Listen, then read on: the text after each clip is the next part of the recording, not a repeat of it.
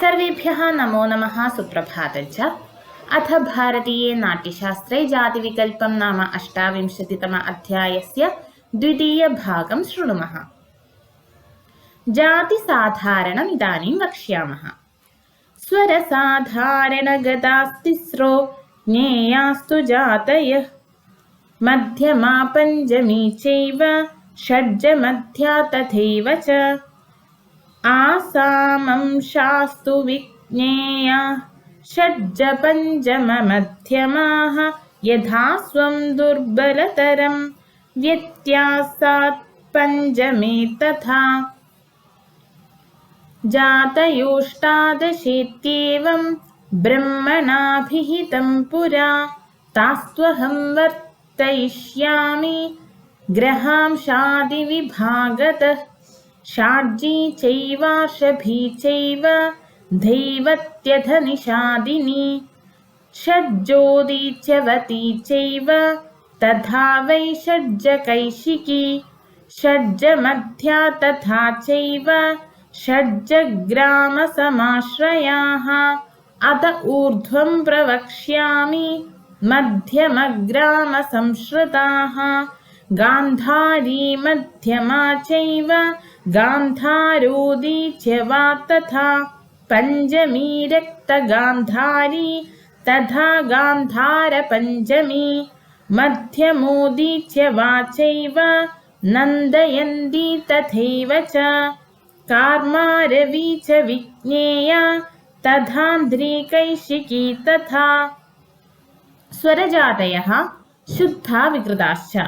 तत्र शुद्धाः षाड्जी आर्षभी धैवती निषादिनी च षड्जग्रामे गान्धारी मध्यमा पञ्चमीति मध्यमग्रामे एताश्च अन्यूनस्वराः स्वस्वरांशग्रहन्यासापन्यासाश्च विकृताः लक्ष्यन्ते। तेभ्यो अन्यतमेन द्वाभ्यां बहुर्भिर्वा लक्षणे विप्रियाम् उपगता न्यासवर्जं विकृतसंज्ञा भवन्ति। न्यासविधावप्यासां मन्त्रो नियमात् भवति शुद्धासु विकृतासु नियमः। तत्र 11 संसर्गजा विकृताः परस्परं संयोगात् 11 निर्वर्तयन्ति।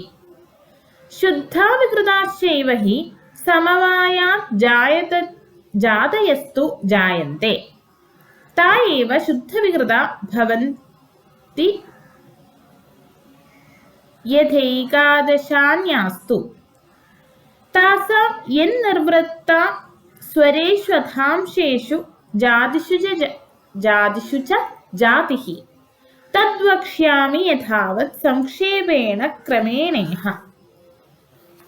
स्यात् षड्जमध्यमाभ्यां निर्वृत्ता षड्जमध्यमा जातिः षाड्जी गान्धारीभ्यां संयोगात् षड्जकैशिकी चापि षाड्जी गान्धारीभ्यां धैवत्या चापि या विनिष्पन्ना संसर्गाद् विज्ञेया सा षड्जोदीच्य वाग्जातिः षाड्जी गान्धारी मध्यमा तथा धैवती च खलु जातिः गान्धारोदीच्यवतीं जातिं निर्वर्तयन्त्येताः गान्धारपञ्चमीभ्यां मध्यमया विरचिता च धैवत्या जातिस्तु मध्यमोदीच्य वेति सद्भिः सदा ज्ञेया गान्धारी पञ्चम्योः सप्तम्याश्चैव रक्तगान्धारी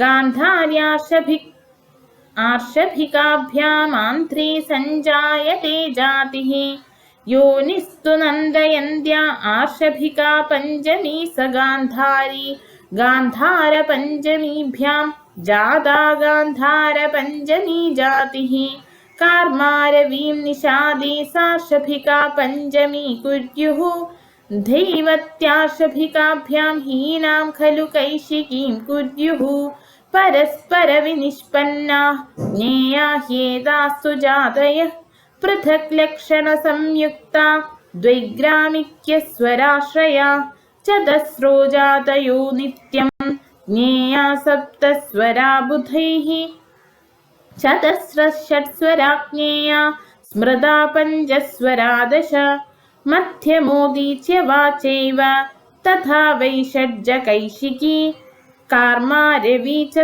सम्पूर्णा तथा गान्धारपञ्चमी शाज्यान्ध्री नन्दयन्ती च गान्धारोदीच्य वा तथा चतस्रः षट्स्वरा ह्येता ज्ञेया पञ्चस्वरा दश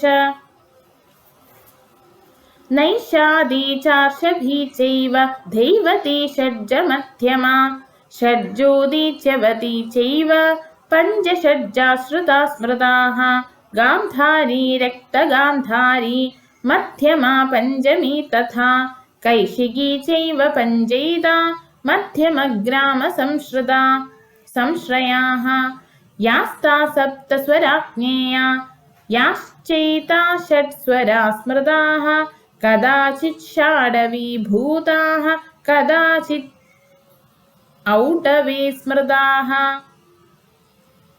षड्जग्रामे तु सम्पूर्णा विज्ञेया षड्जकैशिकी षट्स्वरा चैव विज्ञेया षाड्जी गान्धारयो गतः सम्पूर्णा मध्यमग्रामे ज्ञेया कार्मारवी तथा गान्धारपञ्चमी चैव मध्यमोदीच्य वा तथा पुनश्च षट्स्वरा ज्ञेया गान्धारोदीच्य वा बुधैः आन्ध्री च नन्दयन्ती च मध्यमग्रामसंश्रयाः एवमेता बुधैर्ज्ञेया द्वैग्रामिक्योऽपि जातयः अत ऊर्ध्वं प्रवक्ष्यामि तासामंशविकल्पनं षट्स्वरा सप्तमे ह्यंशे नेष्यते षड्जमध्यमा संवाद्यलोपात् गान्धारे तद्वदेव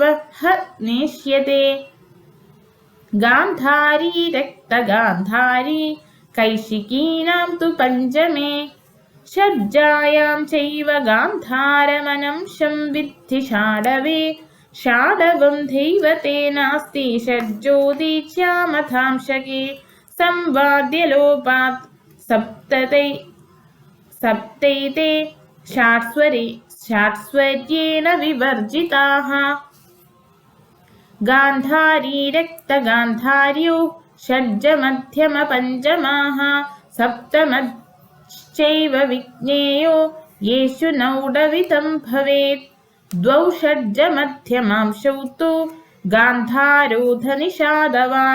ऋषभश्चैव पञ्चम्यां कैशिक्याश्चैव धैवतः एवं तु द्वादशैवेह वर्ज्याः पञ्चस्वराः सदा तास्त्वन् औढविता नित्यं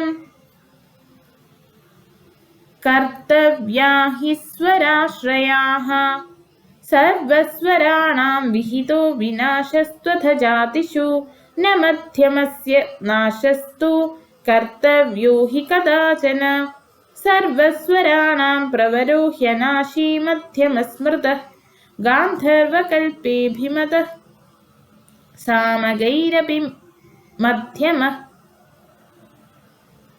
दशकं जातिलक्षणम् ग्रहांशौ तारमन्द्रौ च न्यासोपन्यास एव च अल्पत्वं च बहुत्वं च षाडवौढविते तथा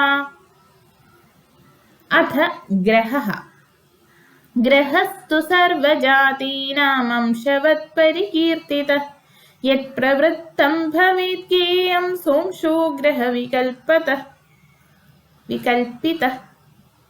तत्र अंशो नाम यस्मिन् वसति रागश्च यस्माच्चैव प्रवर्तते मन्त्राख्यतारविषया पञ्चस्वरपरा गतिः अनेकस्वरसंयोगे योऽत्यर्थमुपलभ्यते अन्यश्च बलिनो यस्य संवादी चानुवाद्यपि ग्रहावन्यासविन्याससन्न्यासन्न्यासगोचरः परिवार्य स्थितो यश्च सोंशस्य दशलक्षणः।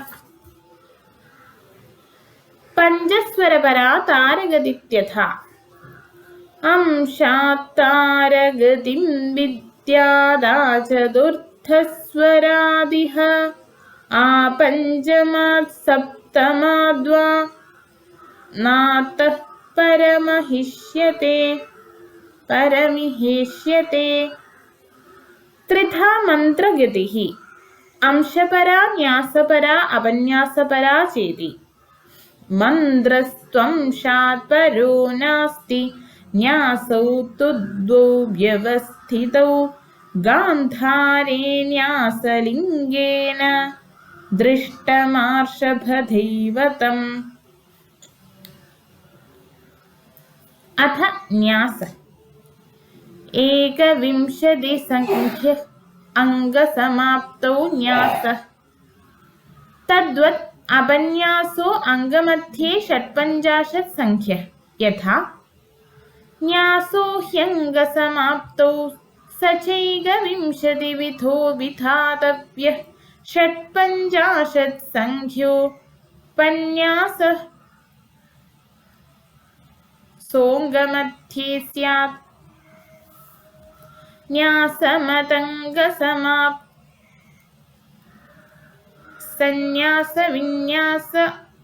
संन्यासविन्यासावप्यङ्गमध्य एव अनियतत्वाच्च बहुत्वमिति। तत्र प्रथमविदारीमध्ये न्यासस्वरप्रयुक्तस्तु विवदनशीलं मुक्त्वा संन्यासः सोऽभिधातव्यः। कृत्वा पदावसाने विन्यासात् कापि विन्यासः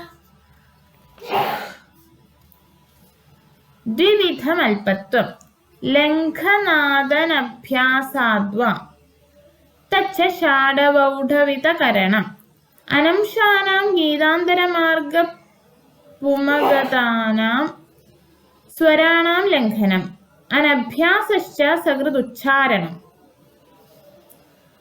तद्वत् बहुत्वम् अल्पत्वविपर्यया द्विविधमेव अन्येषामपि बलिनां सञ्चारः। अल्पत्वमथ बहुत्वं बलवत् अबलताविनिश्चयादेव। जातिस्वरैस्तु नित्यं जात्यल्पत्वं द्विविधमेतत्। सञ्जारोंशबलस्थानामल्पत्वं दुर्बलेषु च।